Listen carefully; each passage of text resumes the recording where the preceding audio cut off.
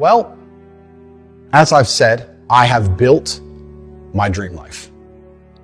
I have everything I've ever wanted. I've done that with the tenets that I've been teaching the people who follow me. I've been teaching you the mental fortitude you need to truly have your dream life. I was talking to Aiden Ross on his stream and he said, have you completed the game? I don't need anything else. All that's left for me to do is have a positive impact on the world. I don't think anybody truly wants to go down as a villain. Maybe some people do. I don't. I wasn't raised that way. I was raised to stick up for myself, to be strong, to be commanding, but I was raised to do the right thing. And that's why, as I stated, I have no criminal record. I stay away from abuse.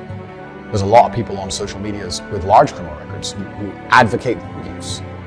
I think that's far more dangerous for society than me. And once again, they have absolute exposure to the world. I want to run the Tate Foundation, and I would love to do it without any social media. I will be detailing on my email list all of my charitable donations, all of the orphanages I'll be building, pictures, financial evidence, receipts. The fame I've amassed has also managed to help me amass hundreds of millions of dollars. And I don't need all of it. So I'm going to use it for positive causes.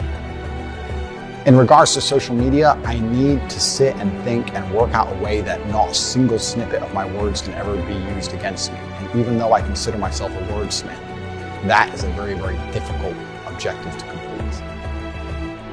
And I'm going to think about how I can possibly do that. So while I'm thinking, any remaining social media channels will be dedicated towards charity. If I start a new Instagram, it's only going to be dedicated towards the charitable side of the Tate Foundation. I hold no ill will against any social media platforms. I hold no ill will against any of the people who hate me or who have tried to spread lies about me. I truly pray for you all. I think that to be a person filled with so much hate that you think making videos insulting a man and encouraging your viewers to go and insult him and his deceased father and his family members, I think that is a horrible way to live. I would never want to experience that level of hate in my heart.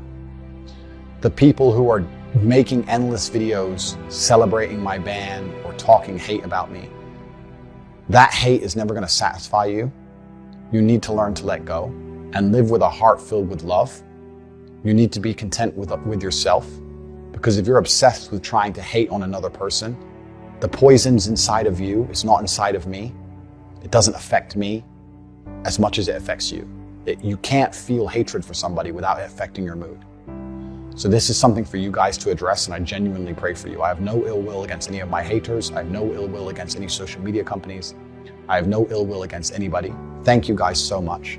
It's very reassuring to me in times like this to hear from all of you, letting me know that I saved you from depression, that I helped you feel better about yourselves. I'm the reason your marriage is working. I inspired you to send your son to the gym. I love hearing these things. My social media presence is something that, if it remains, will be curated in a way that it's nearly impossible to be seen as a negative for the world. I'm a force for positivity and I'm a force for truth. This is the truth of my nature and the truth of my name.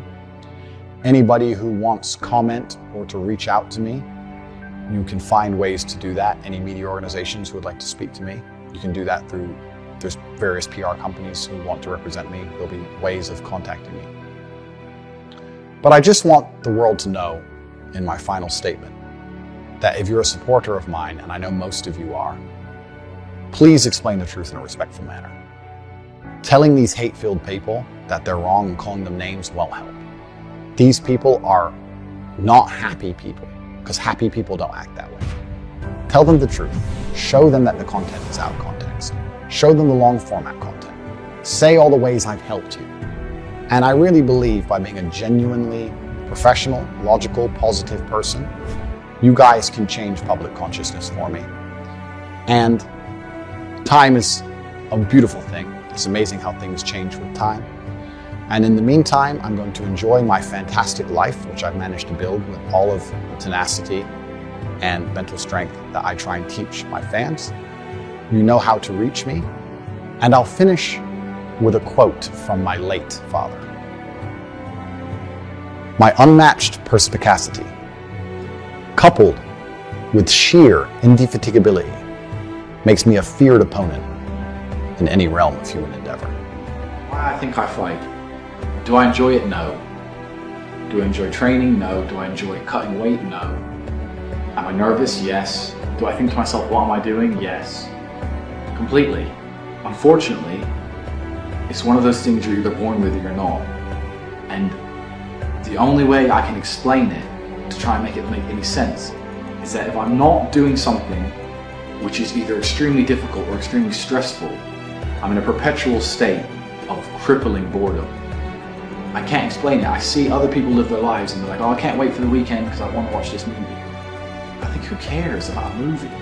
You're looking forward to the weekend for a movie? Looking forward to the weekend to get drunk? Like, these things to me are so mundane. They mean nothing.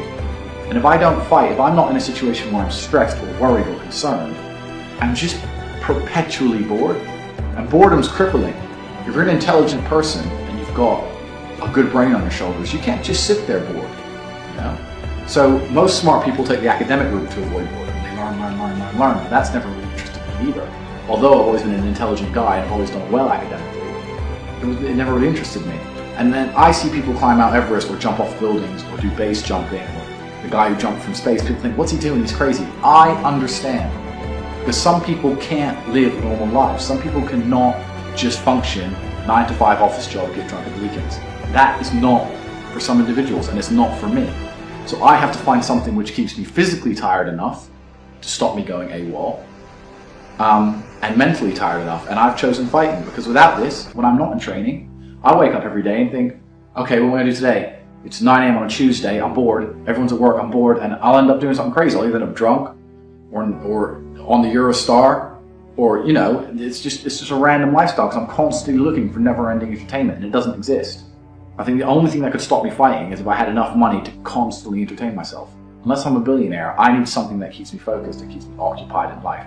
With fighting, I have to train twice a day, and I have to train hard, and the stress it brings in every aspect can replace fun, and my mind is occupied. It occupies me. It's the only way I can try and explain it. It occupies me, and I could never stop doing this even if I lost 100 fights, because I'm not built to live a normal existence. I can't do it. I couldn't just have a kid, some girl, and sit at home and work a little bit and relax. I've never relaxed my entire life. I don't know what relaxing is. It's just not